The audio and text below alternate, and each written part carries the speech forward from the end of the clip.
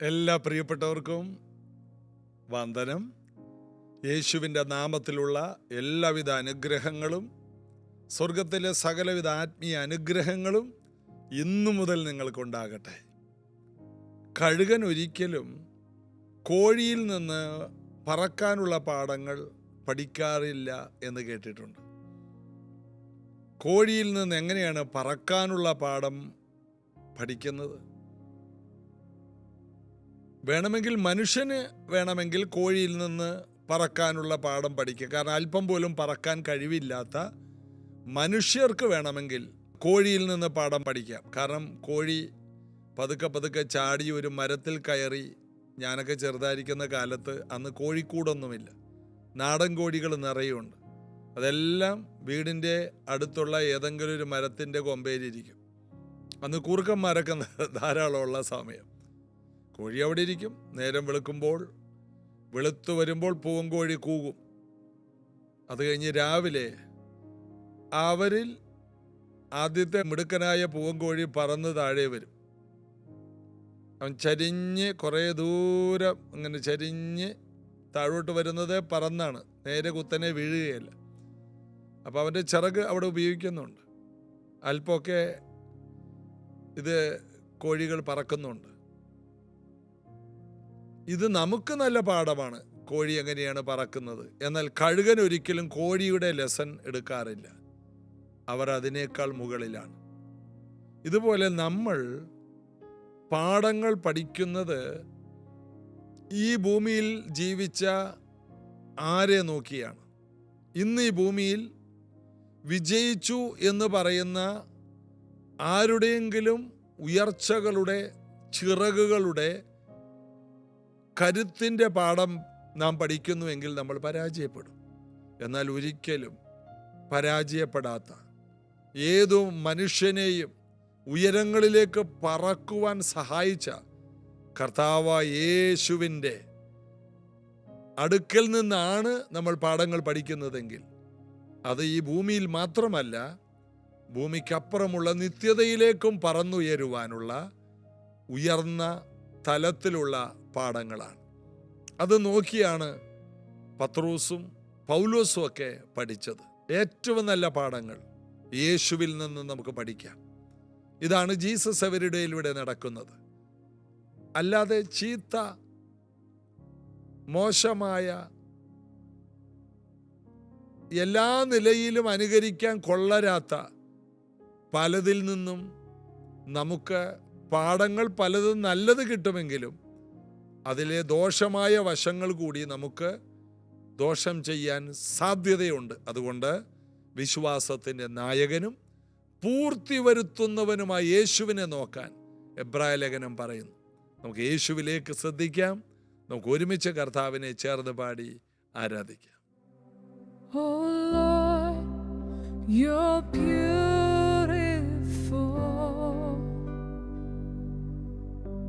Your face is all I see, and when your eyes are on this child, your grace abounds to me. Oh Lord, you're beautiful.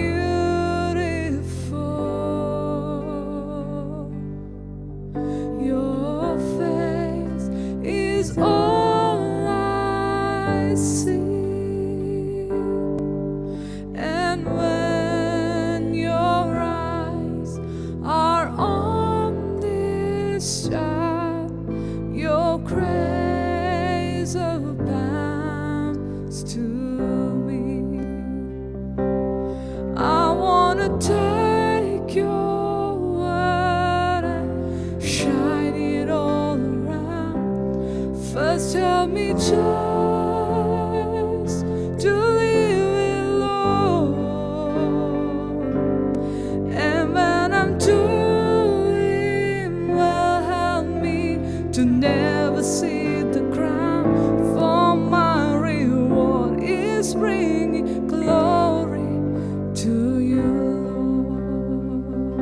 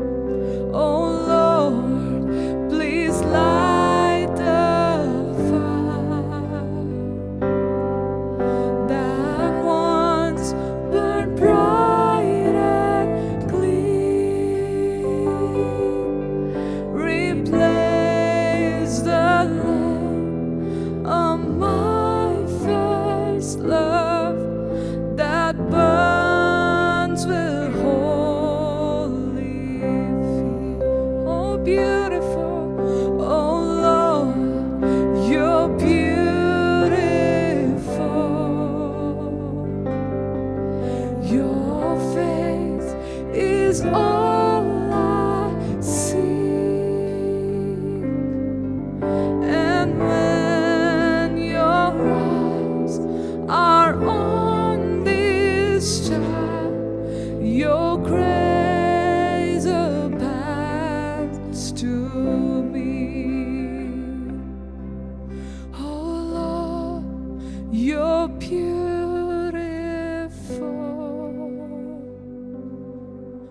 Your face is all I see.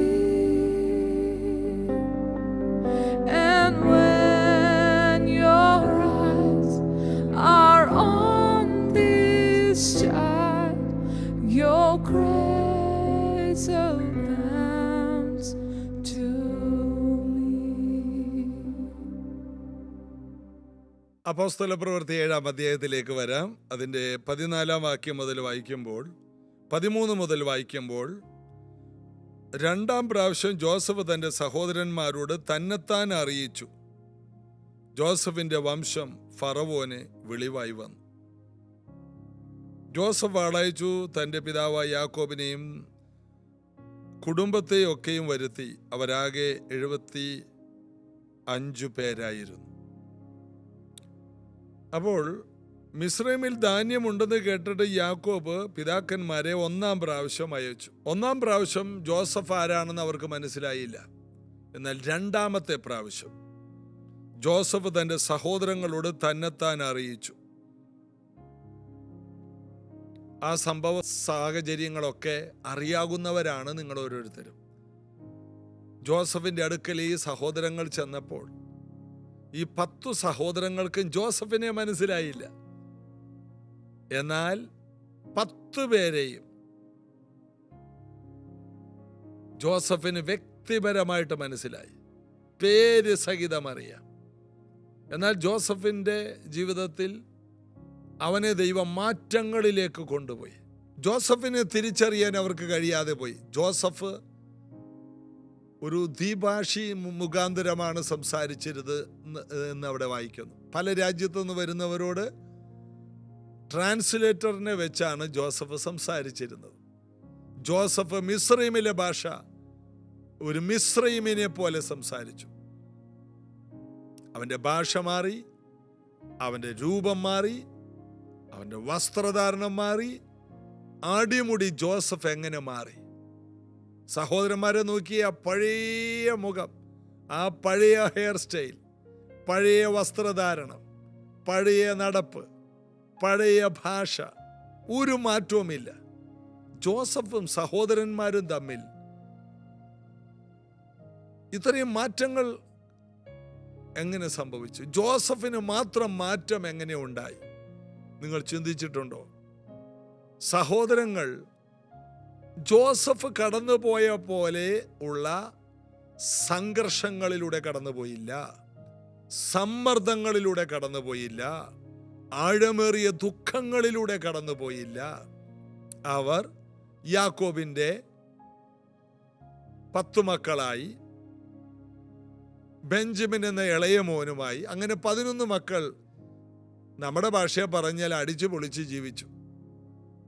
ഒരു മോൻ മരിച്ചുപോയെന്ന് അപ്പനോട് കള്ളം പറഞ്ഞു, എന്നിട്ട് നല്ലവന്മാരെ പോലെ അഭിനയിച്ച് ജീവിച്ചു.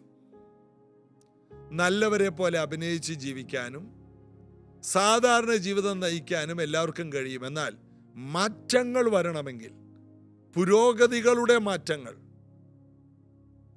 അഭിവൃദ്ധികളുടെ മാറ്റങ്ങൾ, ഉയർച്ചകളുടെ മാറ്റങ്ങൾ, അത് വരണമെങ്കിൽ ദൈവം അനുവദിക്കുന്ന എല്ലാ സാഹചര്യങ്ങളിലൂടെയും സ്തോത്രം പറഞ്ഞ് കടന്നു പോകാൻ നമുക്ക് കഴിയണം.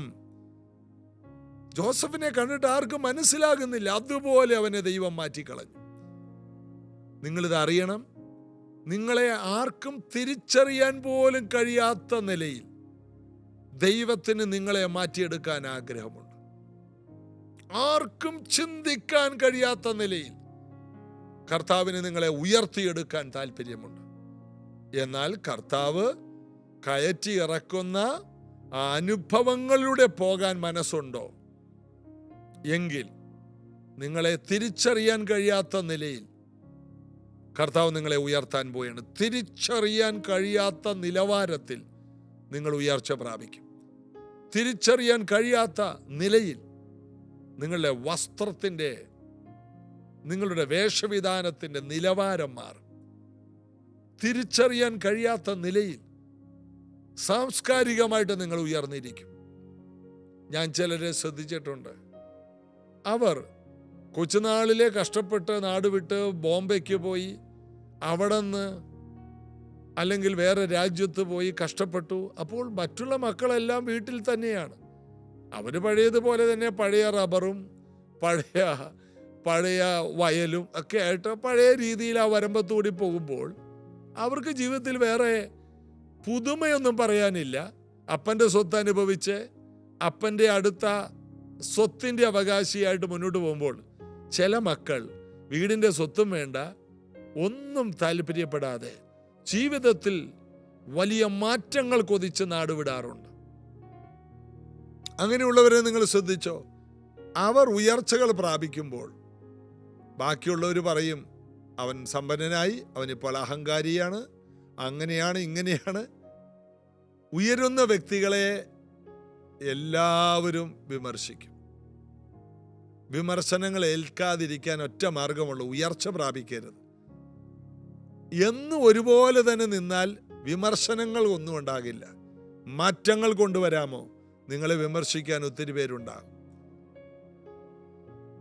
നിങ്ങൾ എന്തിലെങ്കിലും ഒരു മാറ്റം കൊണ്ടുവന്നാൽ ഉടനെ അതിനെതിരെ കൊടി പിടിക്കാൻ ഒത്തിരി പേരുണ്ടാകും. സാധാരണ അപ്പനും അമ്മയും പരമ്പരാഗതമായിട്ട് പിതാക്കന്മാർ തുടർന്നു വന്നതുപോലെ പോയാൽ നിങ്ങളെ വിമർശിക്കാനോ നിങ്ങളെ എതിർക്കാനോ ആരും ഉണ്ടാകത്തില്ല. നിങ്ങൾക്കൊരു സാധാരണ മനുഷ്യനായിട്ട് ജീവിച്ച് ഒടുവിൽ 6 അടി മണ്ണിൽ ഒതുങ്ങാം. എന്നാൽ വ്യത്യസ്തമായ ജീവിത ശൈലിയിലേക്ക് ദൈവം നിങ്ങളെ കൈപിടിച്ചുയർത്തുവാൻ കർത്താവ് നിങ്ങളെ അയക്കുന്ന ആർക്കുമില്ലാത്ത ചില വിഷമങ്ങളിൽ, ആർക്കുമില്ലാത്ത ചില അനുഭവങ്ങളിൽ നിങ്ങൾ തളർന്നു പോകരുത്. കർത്താവ് കൂടിയിരുന്നു, ജോസഫിൻ്റെ കൂടെ ഇരുന്നു, ജയിലിൽ ജോസഫിൻ്റെ കൂടെ ഇരുന്നു എന്നൊക്കെ നമ്മൾ വായിക്കുന്നു. അടിമ വീട്ടിൽ ദൈവം കൂടിയിരുന്നു, ജയിലിൽ ദൈവം കൂടെ ഉണ്ടായിരുന്നു, ഫറവോന്റെ കൊട്ടാരത്തിൽ ദൈവം കൂടെ ഉണ്ടായിരുന്നു. എവിടെ ചെന്നാലും ജോസഫിൻ്റെ കൂടെ ദൈവം ഉണ്ടായിരുന്നു. ദൈവം അവനെ പണിതെടുക്കുന്നതായിട്ടാണ് നമുക്ക് ഈ ചരിത്രത്തിൽ കാണുന്നത്. ജോസഫിൻ്റെ സഹോദരങ്ങൾക്ക് 11 പേർക്കും ജോസഫിനെ മനസ്സിലാകുന്നില്ല. രണ്ടാമത്തെ പ്രാവശ്യം ജോസഫിനെ കാണാൻ വന്നത് 10 സഹോദരങ്ങളല്ല, 11ാമത്തെ സഹോദരൻ കൂടി വന്നു, ബെഞ്ചമിൻ കൂടി വന്നു. ജോസഫ് പറഞ്ഞു, നിങ്ങളുടെ ഇളയ മോൻ, നിങ്ങൾ പറഞ്ഞില്ല ഒരു മോൻ അപ്പൻ്റെ കൂടെയുണ്ട്, വരാതെ ഒരാളെ വിടില്ലെന്ന് പറഞ്ഞ് ഒരാളെ പിടിച്ച് ജയിലിലിട്ടു. അത് ഏറ്റവും ഇളയാളെ കാണാനുള്ളൊരു കൊതി കൊണ്ടാണ്. അവരൊക്കെ എല്ലാവർക്കും ജോസഫ് തൻ്റെ വീട്ടിനകത്ത് ഭക്ഷണം ഒരുക്കി. അവരെ മൂത്തയാള് മുതൽ ഇളയ ആള് വരെ പ്രായമനുസരിച്ച് ഇരുത്തിയപ്പോൾ അവരവിടെ അതിശയിച്ചു പോയി. ജോസഫ് എന്തുകൊണ്ട് ഇങ്ങനെ ഇരുത്തുന്നു എന്ന് അവർ വിചാരിച്ചു. ജോസഫിനെ മൂത്തതാരാണെന്നറിയാം, ഏറ്റവും ഇളയതാരാണെന്നറിയാം, ഓരോ വ്യക്തികളുടെ പേരുകൾ അറിയാം, ഓരോ വ്യക്തികളെക്കുറിച്ചും വ്യക്തമായിട്ട് ജോസഫിന് ഒരു രൂപമുണ്ടായിരുന്നു. എന്നാൽ ജോസഫിൻ്റെ രൂപമോ ജോസഫിൻ്റെ വാക്കുകളോ ജോസഫിൻ്റെ ജീവിത ശൈലികളോ അവർക്ക് ചിന്തിക്കാൻ പോലും കഴിയാവുന്നതിനപ്പുറമായിരുന്നു. ഇന്ന് എനിക്ക് നിങ്ങളോട് പറയാനുള്ളത്, നിങ്ങളുടെ കുടുംബത്തിൽ ആർക്കും ചിന്തിക്കാൻ കഴിയാത്ത നിലയിൽ നിങ്ങളുടെ ഭാഷയെ ദൈവം എടുത്ത് മാറ്റും. ജോസഫിൻ്റെ ഭാഷ മാറി. ഒരുവൻ ഉയരുന്നു എന്നുള്ളതിൻ്റെ ഏറ്റവും വലിയ തെളിവാണ് അവൻ്റെ ഭാഷയിൽ മാറ്റം വരും. ദാരിദ്ര്യത്തിൻ്റെ ഭാഷ പറയുന്നവരുണ്ട്, എപ്പോഴും ഒരു നെഗറ്റീവിൻ്റെ ഭാഷ സംസാരിക്കുന്ന ആൾക്കാരുണ്ട്. ആ വ്യക്തിയോട് ഞാൻ ഉറപ്പ് പറയാം, നിങ്ങൾ ജനിച്ച കരയെ തന്നെ തീരും. നിങ്ങൾക്ക് യാതൊരു പുരോഗതിയുടെ സാധ്യതയില്ല. എന്നാൽ നിങ്ങളുടെ ഭാഷ മാറ്റാമോ? വിജയത്തിൻ്റെ ഭാഷ പറയാമോ? പരാജയത്തിൻ്റെ നടുവിലും അത് പരാജയമല്ല, അതൊരു എക്സ്പീരിയൻസ് ആണെന്ന് പറയാമോ? മാറ്റി പറയാമോ? ഞാൻ തോറ്റതല്ല, ഇതെൻ്റെ ഒരു പരിശീലനമാണ്, ഇതെൻ്റെ തകർച്ചയല്ല, ഇത് ദൈവം എന്നെ പഠിപ്പിച്ച പുതിയൊരു അറിവാണ്. ഇതെൻ്റെ മരണത്തിൻ്റെ കാരണമല്ല, ഇത് ആയിരങ്ങൾക്ക് വെളിച്ചം കൊടുക്കാൻ ദൈവം എനിക്ക് വെളിപ്പെടുത്തിയ ഒരു വെളിപ്പാടാണ്. ഈ നിലയിൽ നിങ്ങൾ അഭിമുഖീകരിക്കുന്ന പ്രശ്നങ്ങളെ മാറ്റി പറയാമോ? ഭാഷ മാറ്റാമോ? ജോസഫിൻ്റെ ഭാഷ മാറി. അവൻ്റെ ഭാഷ വേറെയാണ്. അതായത് ജോസഫിനൊരു മോൻ ജനിച്ചപ്പോൾ അവൻ പേരിട്ടത് അവൻ്റെ ഭാഷ മാറിയതിൻ്റെ തെളിവാണ്. എന്താണ് മൂത്ത മോൻ്റെ പേര്? മറന്നുപോയി. മൂത്ത മോൻ്റെ പേരാണ് മനേശെ. മറന്നുപോയി. അവൻ പറയണ ഞാൻ ഓർക്കുന്നില്ല, പണ്ടുണ്ടായ പ്രശ്നം ഓർക്കുന്നില്ല, മറന്നുപോയി. പണ്ട് ചേട്ടന്മാർ ഒത്തിരി അടിച്ചല്ലേ, ഓർക്കുന്നില്ല. ഭാഷാ ശൈലി തന്നെ മാറി. അതായത് കുറ്റം പറച്ചിലിൻ്റെ ഭാഷ വീട്ടിലില്ല. ജോസഫിൻ്റെ വീട്ടിൽ ജോസഫിൻ്റെ ഭാര്യയെ നമുക്കൊന്ന് ഇന്റർവ്യൂ ചെയ്യാം. മാഡം, സാറിനെ കുറിച്ച് എന്താ പറയാനുള്ളത്? ആളെ എങ്ങനെയാണ്? മൊത്തം വ്യത്യാസമാണ്. പാട്ട്, പ്രാർത്ഥന, സന്തോഷം. നമ്മളെപ്പോഴും കേൾക്കാറില്ലേ, പണ്ടത്തെ കാലത്തെ മുറിവുകൾ കൊണ്ട് നടക്കുന്ന വ്യക്തികൾ. മുറിവ്. ആ വ്യക്തിക്ക് ഒരു ഇന്നർ ഹീലിംഗ് വേണം. ജോസഫിന് ഒരു ഇന്നർ ഹീലിംഗും വേണ്ട. വേറെ ജോലിയും പണിയില്ലാത്തവർക്കാണ് ഇന്നർ ഹീലിംഗ് വേണ്ടത്. ആവശ്യമില്ലാത്തത് ചിന്തിച്ച്. ദൈവം കൂടെയുള്ളവന് എല്ലാ മുറിവുകളും ഉണങ്ങും എന്നുള്ളതിൻ്റെ തെളിവാണ് ജോസഫ്. ചിലർ ഈ ഇന്നർ ഹീലിംഗ് എന്ന് പറയുന്ന ഒരു സംഭവത്തെ അവരുടെ ജീവിതത്തിൽ ഒരു എക്സ്ക്യൂസായിട്ട് എടുത്തേക്കണം. എനിക്ക് കുറേ മുറിവുകളുണ്ട്, അതുകൊണ്ടാണ് ഞാൻ ഇങ്ങനെ ആയിപ്പോയത്. അത് ഇന്നർ ഹീലിംഗ് എന്നും പറഞ്ഞ ഒരു കാര്യത്തിൻ്റെ തലയിൽ വെച്ചു. ആരോ ഒരു പുസ്തകം എഴുതി, അതിൻ്റെ പുറകെ പോയി. പണ്ട് കാലത്തുണ്ടായിരുന്ന മുറിവുകൾ, പണ്ട് കാലത്തുണ്ടായ മുറിവുകൾ മുറുകെ പിടിച്ച് നടന്നാൽ ജോയ്സ് മേയർ എന്ന സ്ത്രീ ഇന്ന് ലോക ചരിത്രത്തിൽ ഒരു അത്ഭുതമാകത്തില്ലായിരുന്നു. ആർക്കാ മുറിവുകളില്ലാത്തത്? ഉയർന്ന എല്ലാവരും അവരുടെ ചരിത്രം വായിച്ചു പഠിക്കും. മുറിവുകൾ മാത്രമേ ഉള്ളൂ. ആ മുറിവിൽ കിടന്നില്ല. അവരവിടെ നിന്ന് ചിറകടിച്ച് കഴുകനെ പോലെ മുകളിലോട്ട് കയറി. ആ മുറിവ് അവർക്ക് ബലമായി, ആ മുറിവ് അവർക്ക് വെളിപ്പാടായി, ആ മുറിവ് അവർക്ക് എക്സ്പീരിയൻസ് ആയി, ആ മുറിവ് അവർക്ക് പുതിയ പാഠമായി. അതുകൊണ്ട് അവരുടെ പുസ്തകങ്ങൾക്കെല്ലാം മൂല്യമുണ്ടായി. മുറിവുകൾ. ആഫ്രിക്കയിലെ മഹാനായ ഒരു മനുഷ്യനെ നമുക്കറിയാം. ജീവിതത്തിൻ്റെ നല്ല പങ്ക് അദ്ദേഹം ജയിലിൽ കിടന്നു. ആഫ്രിക്കയുടെ പിതാവായി നമ്മൾ അംഗീകരിക്കുന്ന നെൽസൺ മണ്ടേല. എത്രയോ വർഷങ്ങൾ. എന്നിട്ട് അയാൾ വെളിയിലോട്ട് ഇറങ്ങിയിട്ട് മുറിവാണെന്നും പറഞ്ഞ് മന്ദബുദ്ധിയായിട്ടല്ല കിടന്നേച്ചത്. അദ്ദേഹം ഉന്നതങ്ങളിലെത്തി. ആ മുറിവുകൾ അദ്ദേഹത്തെ ഉയരങ്ങളിലെത്തിച്ചു. അപ്പോൾ മുറിവുകളാണ്, മാനസികമായ മുറിവുള്ള വ്യക്തിയാണ്. ഇന്നർ ഹീലിംഗ് വേണം, ഒരു കൗൺസിലിംഗ് വേണം എന്നൊക്കെ പറഞ്ഞാൽ ജോസഫിന് ആരുമില്ലായിരുന്നു. അതെല്ലാം അവന് ദൈവത്തെ സ്നേഹിക്കുന്നവർക്ക്, നിർണയപ്രകാരം വിളിക്കപ്പെട്ടവർക്ക് സകലതും നന്മയ്ക്കാണെന്ന് വായിക്കും പോലെ എല്ലാം നന്മയ്ക്കായി മാറി. ഇതാ ജോസഫിന് സഹോദരന്മാരുടെ മുമ്പിൽ തന്നെത്താൻ വെളിപ്പെടുത്തി. അവൻ ഉറക്കെ കരഞ്ഞു. എന്തുകൊണ്ടാ? സഹോദരന്മാർ ദ്രോഹിച്ചത് കൊണ്ടല്ല, അവൻ്റെ സഹോദരന്മാരെ കാണാൻ കഴിഞ്ഞല്ലോ. ദൈവം വാക്ക് പറഞ്ഞാൽ മാറിയില്ലല്ലോ. ദൈവം കണ്ട സ്വപ്നം, ദൈവം കാണിച്ച സ്വപ്നം നിവൃത്തിയായല്ലോ. സഹോദരന്മാർ തൻ്റെ മുമ്പിൽ മുട്ടുകുത്തി പല പ്രാവശ്യം വീണപ്പോൾ ജോസഫ് ഉറക്കെ കരഞ്ഞുപോയി. ഇതിനാണല്ലേ ദൈവമേ നീ എന്നെ ഈ അനുഭവത്തിലൂടെ കൊണ്ടുപോയത്? ഇതിനാണല്ലേ കർത്താവേ നീ എന്നെ ഇത്രയും കാലം പല അനുഭവത്തിലൂടെ കൊണ്ടുപോയത്? അതെല്ലാം ഓർത്തപ്പോൾ ജോസഫ് ഉറക്കെ കരഞ്ഞു. ആ കരച്ചിൽ ഫറവോന്റെ കുടുംബം എല്ലാവരും മിസ്രൈമ്യരും കേൾക്കാനിടയായി. അവൻ ഉറക്കെ കരഞ്ഞു. ജയിലിൽ ഉറക്കെ കരഞ്ഞില്ല. പോത്തിഫാറിന്റെ വീട്ടിൽ ഉറക്കെ കരഞ്ഞില്ല. പൊട്ട കിണറ്റിൽ അവൻ ഉറക്കെ കരഞ്ഞില്ല.